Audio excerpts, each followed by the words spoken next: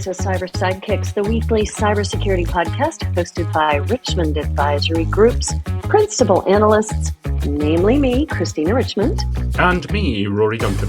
This podcast is your go-to partner for understanding the cybersecurity market, industry trends, and the real-world challenges of protecting organizations today. Hello, Christina. Hey, how are you, Rory? How's Edinburgh today? Edinburgh is wet and dank and dark and miserable.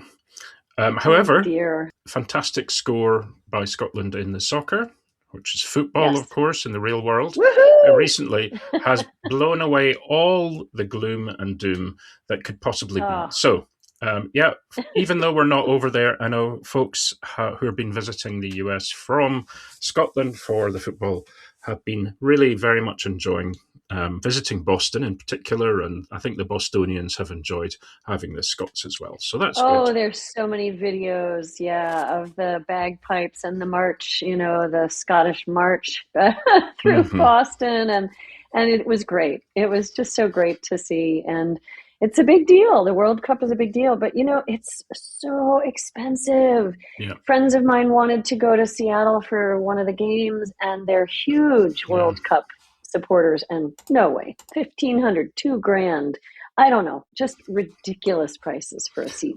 Yeah, I think it seems as if there's been a bit of a money grab going on, because certainly the promises that were made back in the day were for certain maximums of tickets prices, and actually they've gone very much through the roof, sometimes multiples of what that would be. So, but without getting into rant, because that could easily happen, let's talk about today's show. In fact, before we talk about the show, let's talk about the newsletter. So again, shout out to new subscribers for the newsletter, and a call for those who are not subscribed to do so via our website at richmondadvisorygroup.com. Now, we've got a few things in the most recent newsletter. I may have overlapped it with the information about the previous newsletter. So what do we have in our latest issue? Well, last week we had the Cisco Live stuff and some of our YouTube shorts. But this week we have Simon Hunt from Securonix. He's the head of product for them. We do a little call out of his podcast visit with us from this week. And then we talk about the fact that Cyber Sidekicks has grown up and is looking for patrons. Yes, we very much are. We're at the point where we'd be very interested in chatting with anybody who would like to look at potentially sponsoring us. We have a pretty good offering, and if you are serious about it, please let us know. Yeah, and there's extra perks and whatnot for being a patron. And anyway, so that's part of the issue in the newsletter. And so it's a quick, short newsletter this week. We'll probably have more next week, something on the identity market, I would imagine. Yes. Because that's what we're talking about this week. That's right. We have a special episode this week, folks.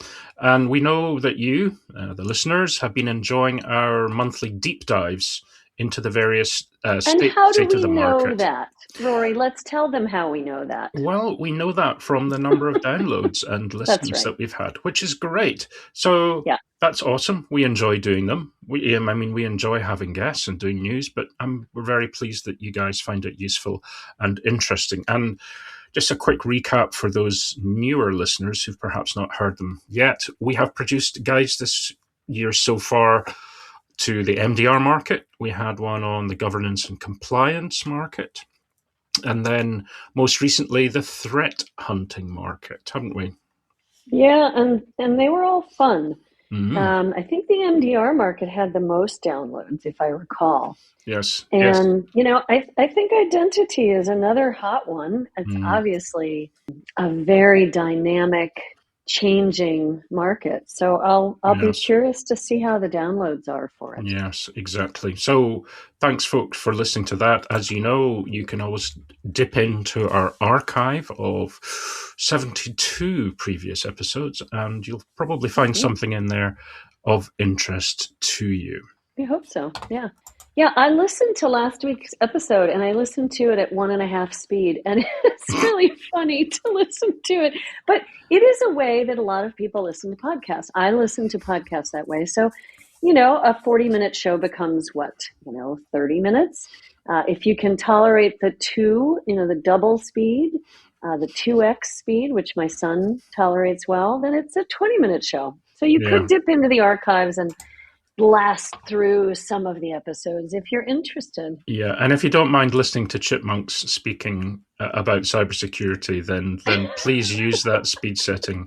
What were the name of the chipmunks? Alvin, and I've got to find the names, but they were the chipmunks of my youth. Yeah. The cartoon chipmunks, Alvin and the chipmunks. Anyway, sorry, that's a digression. But hey, we're going to talk about identity this week. So, let's get cracking on that. Let's get cracking.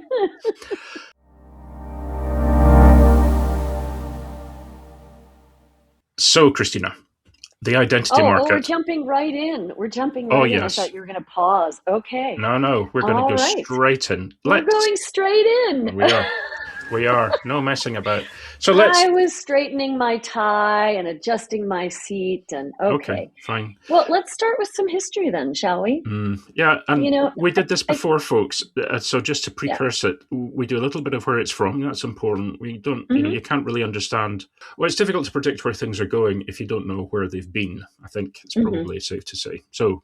Right. Yeah. So identity didn't start in security. It was an IT tool. HR used it for onboarding and offboarding. Deprovisioning is the proper term. Folks who were, either joining the company or leaving the company. And, it was a password reset kind of tool, right? Yeah, definitely. It used to sit very close to the employee life cycle, which I think is what you were hinting at. That's exactly it. So HR creates a record, IT creates the account, then someone provisioned the email, a network login, access to a few business applications. For any of you who've worked in any size of an organization, that tends to be how things start. And then conversely, when you leave, somebody then switches everything off or deprovisions the account. The biggest issues, though, were often operational. Maybe too much manual work, too many tickets. You turn this on, turn that off. Does this person still have access? Do they not? Why not? Too many orphaned accounts that were just kind of hanging around, and too many passwords. And I've also seen this. People who should have left the company, well, they did leave the company, but their accounts were open for some reason still, or they could still get access to something, which is obviously a significant risk. That's a big problem. And it became a bigger problem, right? Because it wasn't initially about adversaries. It was about, just the day-to-day operations. But we needed to start having a directory of the who, what, when, where, why, and the policies and the password management, right? And do we have, are we giving Rory the right access? We shouldn't give him privileged access because, we don't know. He's really low on the totem pole. Yeah. But so Active Directory became foundational, and over time, governance tools emerged because we needed that who, what, when, where, why, and how, and we needed to be able to track it. I blame the internet. Well, I blame a bunch of things, Well, and you'd be right, actually. So, the enterprise suddenly had, SaaS to contend with, cloud, everything, remote work, devices logging in from here, there, and everywhere. So the idea that the perimeter of the network could effectively define the trust that was required or expected started to weaken. So, absolutely. The old castle and moat it crumbled. Exactly. So you might be sitting at home on a personal network, accessing a cloud application, which is a corporate cloud application, organizational one that never touches the corporate data center. So at that point, identity started to become effectively the control point. It wasn't part of an operational back office workflow. Yeah, or it's both and, because it was part of a back office workflow that also needed to migrate to this new perimeter concept. And it's been overused. I'll grant the market, that yes, identity is the new perimeter, and people say data is the new perimeter, and I think both are. But, when an application is in the cloud and the device might be unmanaged, it might be bring your own device to anywhere, right? Yeah. Then you really do have to ask the question, do we trust this person, this identity in this context? And that becomes really key. And taking a specific action right now. Do we trust them? Yeah, do we trust them? So effectively that meant, back to the beginning of the conversation, that identity moved much closer to security. Yeah. Things like single sign-on, multi-factor authentication, privileged access management, identity governance, and then eventually zero trust all became part of that same broad conversation. And all of those things we've talked about a lot in the last 72 episodes. So just to recap, the first generation of identity controls, were like the front door event. They treated authentication as just getting you in the front door. They didn't worry about what happened when you were inside the house. Modern identity security has to be more contextual, right? Yep. Where is the device? Is this the usual activity with this device? Is the user suddenly accessing data that they really shouldn't touch? Is it a privileged account being used at an odd time? Right? All of those things become really critical. Yeah. It's kind of like, it reminds me of when I let the cats into the house. Of course you're going to talk about the cats. It's their house, fine. But when they come in the front door, they might go and eat something that they shouldn't, scavenge. They maybe, throw up on the carpet. They may just run around like crazy and attack things. Or all of the above. You have to consider what they're doing and where they are, what time of day it is, whether they're hungry or not, are they going to sleep or not, all these different things. And there we go. That's pretty much like the way that identity is developed. You made me laugh so hard. I had to go on mute because I was choking. Well, there we go. I love it that you brought the cats in. Oh, yes. We always look for the animal analogies in this program. So all of that kind of leads up to where we are now. So identity has become one of the most important attack paths because attackers do not always need to hack in. Right? They can, like the cats, they can just be let in.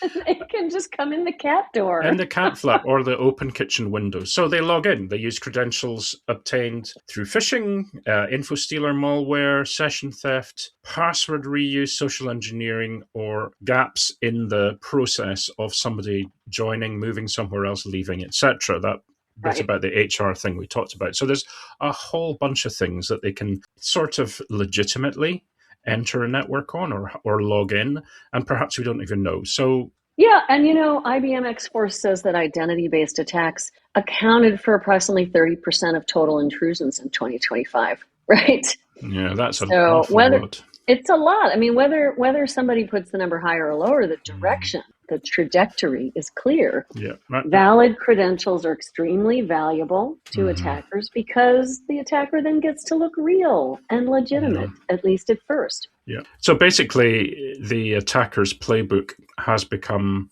much more sophisticated. And if we're talking about, logging in rather than hacking in, so this could be MFA fatigue attacks, help desk manipulation, thinking that they're the person and they're not.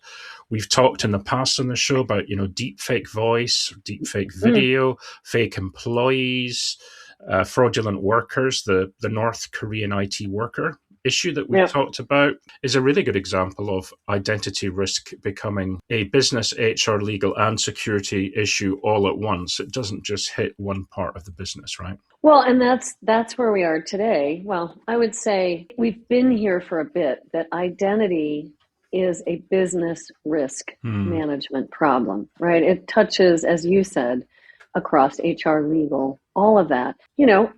And so it also touches into governance. And we have to recognize that it's no longer just operational, no longer just back office. It's become a security problem. Those are all things we've known for probably the last 10, 12 years.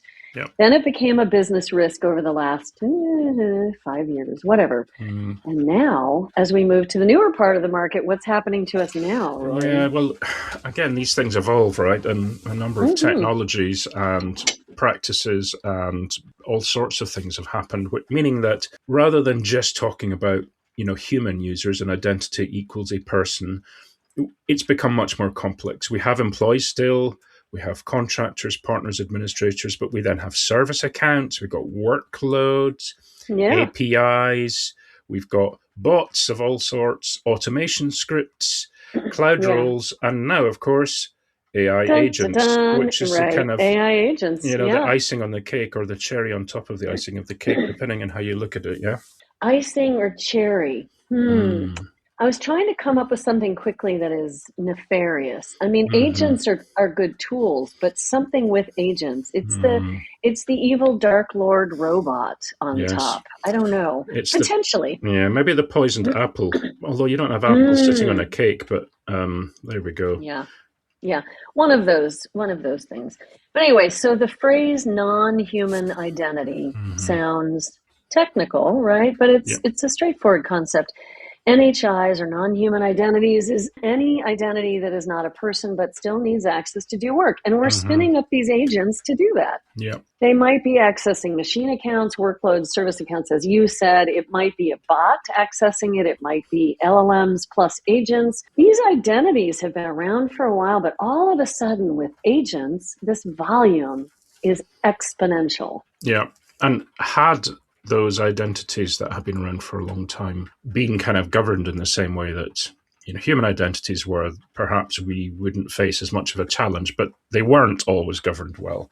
So historically you create a service account for a project, you move on from the project, but nobody actually closed that service account, or an API key might be stored in a spreadsheet, or like a code repository or a shared vault, but never deleted or never disabled. Same thing with a machine identity, might have broad access privileges because it was easier to make the application work that way, but it was never, disengaged from that. Those privileges were never switched off. So, this is not about being willful or careless. People didn't necessarily want to create that risk. It's easy to say, look, we'll do that later, or let's just finish this now, and that's not my project, whatever. It's difficult. Yeah.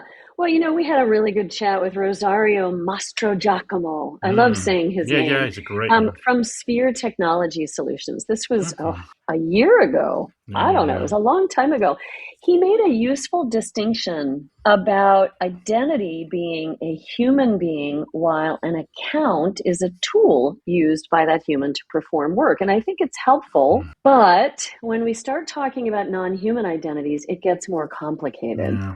The account may not cleanly map to one person. It may support an application, a business process, a DevOps pipeline, or an AI workflow, right? Yeah, and he talked about the challenges of, what is that account and who owns it? The idea that, discovery is a foundational part of that. So, and that's key for them, for Sphere Technology. They really focus not on the identity management, but on the discovery of what the identities are accessing. Yeah. I mean, I'm sure every organization, if they were straight, would say, look, we don't have a perfect inventory of all our accounts or credentials, permissions, service accounts, yada, yada. I think one of the points that you made this as well, was you cannot govern what you cannot find if you don't know it's there. In the same way as anything else, we've encountered this with, shadow AI, shadow IT and all these things.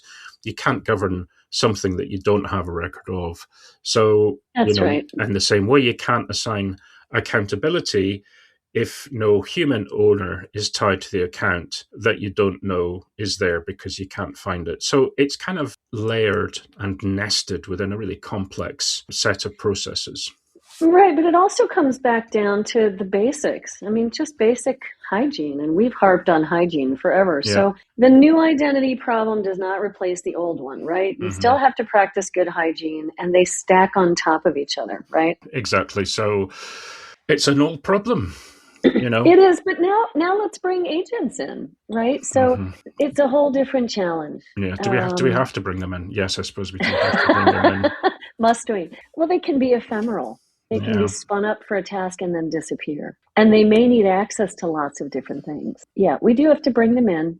Sorry, Rory. Yeah, no, we do. And we've had a few guests on the show where we've talked about, agents doing something for milliseconds, Yeah. and then doing something else. So Exactly. how do you identify that agent? Is it a task that you give them permission to do for a millisecond? Yeah. How do you then log what it did? Can you? I don't know if that's even possible. Should it have the same kind of permission as a human who's doing that same task? Or does it have to have its own distinct identity? Back to this idea of a tool, right? And then if something goes wrong, who's accountable? And when we talked to SingulrAI's Shiv Agarwal, he talked about whether agents should have their own identities or inherit, right? The human ones. When I was with Cisco a couple of weeks ago, they talked about always tying agentic behavior to a human for accountability. Right. And that kind of brings us to the topic of the discussion around zero standing privileges. So, yeah. I know less about this than you do, but the phrase can sound a little bit absolute zero. But we need to be careful about that. So not to imply that every organization can implement it perfectly tomorrow or in the next week. But directionally, the market is moving towards privilege that is about just in time and just enough access. So not right. So zero trust is least privilege. That makes sense, right? We've known that for quite a while. But the zero standing privileges means if you're going to be an ephemeral identity, you can't have standing privilege to access things. You can only access them as needed for the moment that you need them. It is that just-in-time thing. It's very difficult to do. Talk to us at this point about IBM Verify and HashiCorp Vault. At IBM Think, I saw a demo where agents could be provisioned with dynamic provisions or permissions that end right after the task is complete. But what happens is the system returns to a human iteratively. Are you sure you want the agent to do this? They're making it simple in terms of kind of like the Authenticator app with Microsoft, to get into your O365 account. It's a phone or a laptop or desktop alert that says, Rory, are you sure you want this agent to have access right now to this again? Because what might happen is the agent goes in to provision an account and you say, fine. And then it says, well, I want this account to transfer, $25,000. And you go, oh, no, not fine. So it has to be that just in time and specific access. Let's skip ahead slightly because there's a couple of things we should cover. One is the browser. We talked about the browser a lot. Why is the browser suddenly this kind of front line? Guests have talked about it being, the operating system for work. But, work happens inside browser-based applications. Users authenticate their agents, may use browser interfaces as slow APIs. So sensitive data is viewed, so it's copied, pasted, downloaded, and uploaded there, and that's why the browser is important. So it gives context that network level tools may not see, right? Who is the user? What application are they in? What data are they touching? Is an agent or automation tool trying to perform actions inside SaaS application XYZ or whatever? And that's why browser security and identity are becoming more connected. And it's also why ITDR is important, that, identity detection and response, right? And that was something that emerged, 5, 6, 7 years ago. And it's about watching behavior, not just managing access, right? Is this identity behaving as expected? So that's when that came in. I think that was an important thing for agentic AI as well, is an agent taking actions outside of its intended scope? Well, there's various other things we could talk about with that topic, but I think it's probably time that we looked at the vendor landscape, right? This is where we have talked in the past about who the movers and shakers are, who the kind of top providers are, who's acquiring, who's developing, and where the market's going. And we've done this before. We looked at endpoint vendors, security vendors, browser security companies, NHI specialists, you name it, and Old Mother Hubbard and everybody else. So talk to us, Christina. Vendors. Well, I don't think I'm going to have a list of dark horses. And I don't even think I'm going to really have a list of who I think will be winners in this space, because identity has been a very broad, very broken problem for a long time. I think the winners will be those that connect identity to, as we've talked about, behavior, privilege, what kind of access they have to what data, the cloud posture or browser activity, how it incorporates into SOC response. But it has to be not just human, it has to be NHI. So just some companies that you and I have been talking about and we've been looking at and we're having some briefings with, Palo Alto and CyberArk. We mentioned them when they acquired CyberArk. That's interesting because I think both CyberArk and Sailpoint, that's another one I would call out, establish identity disciplines of privilege and governance. That's one to watch, kind of a strategic or large market mover. Another one would be the CrowdStrike Signal, SGNL acquisition. And alongside of Cisco, and I talked about them a week or so ago with their intended acquisition of Asterix. These folks, CrowdStrike, Signal, Cisco, they're working to get a broader security platform play, which I think is really critical. But I think, IBM also deserves a spot on the list because of the Verify and HashiCorp combination. It's a kind of an identity fabric play, right? Verify brings the identity and the access governance risk and the audit layer, but HashiCorp Vault brings the secrets, machine identity workloads, dynamic credential layer. And, from IBM Think and from some briefings, we've seen that IBM is very strongly moving into that NHI agentic identity layer. So, and I think all are, right? All of them are working towards, how do we handle NHI? But then on the newer companies, Rory, I would look at, in the modern market with this NHI agentic governance, identity posture, looking at how do we do real-time identity response. I wouldn't discount some newbies like Token, Glide, Silverfort, and Vesa. So, hopefully we'll have more on those as we proceed forward with our podcast and with our briefings, because I think it would be good to look at some of those startup companies. I mean, we're definitely talking to the bigger companies, but I think we also need to look at these other small companies that might become the dark horses over time. If we were going to draw up a kind of a list for buyers, those who might be considering what to do with this information and where to go and who they should be talking with. So identity hygiene is the place to start, we would say. Know your accounts, know your privileged access, know your non-human identities. Make sure you assign human owners who are accountable. Reduce standing privilege where you can. Improve deprovisioning. Strengthen your multi-factor authentication and help desk controls. Then extend that model into agents and automation. And what else? What else would we get them to ask? I think that's a big enough list. Oh, dear. Regular hygiene. Don't forget the old basics. And that list, I think, is sufficient. I think it's a good list, Rory. I just think you cannot forget MFA, passwords. It's boring. I think as we move forward with a lot of this autonomous security capabilities that we're beginning to see, the boring bits will get easier. The password changes, the verifying the human in the loop. It won't be the clunky, as I mentioned earlier, the Microsoft Authenticator app. It'll be something very quick and easy to verify that your agent is doing what you wanted it to do and not more. Yeah.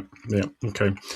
Well, that has been a lot to take in. However, especially if you're listening to it at one and a half times or even 2 times speed. or 2x. But to kind of sum up, we started with a kind of an overview, but it means that now effectively identity is extremely important within cybersecurity overall because it sits at this intersection of security, operations, AI, and governance, where they mush together. Well, it went from operational to front and center in security as we evolved, became a critical perimeter alongside data now. And now it has accelerated into this, robotic era, this AI era, where we're going to have more identities than we have IoT. And there were predictions of, IoT for the 10 years that we were waiting for billions and billions of things to be created, which really were created. We're going to have trillions, zillions of identities. We will not be able to manage them at human pace. We'll have to manage them at machine speed. Right. More important tasks to do. As you put it, Christina, identity isn't about access any longer. It's about accountability. And that's a good summary right there. Good job. Thank you, Christina, because you put it very succinctly. So thanks for that. That was awesome. And we hope folk enjoyed that.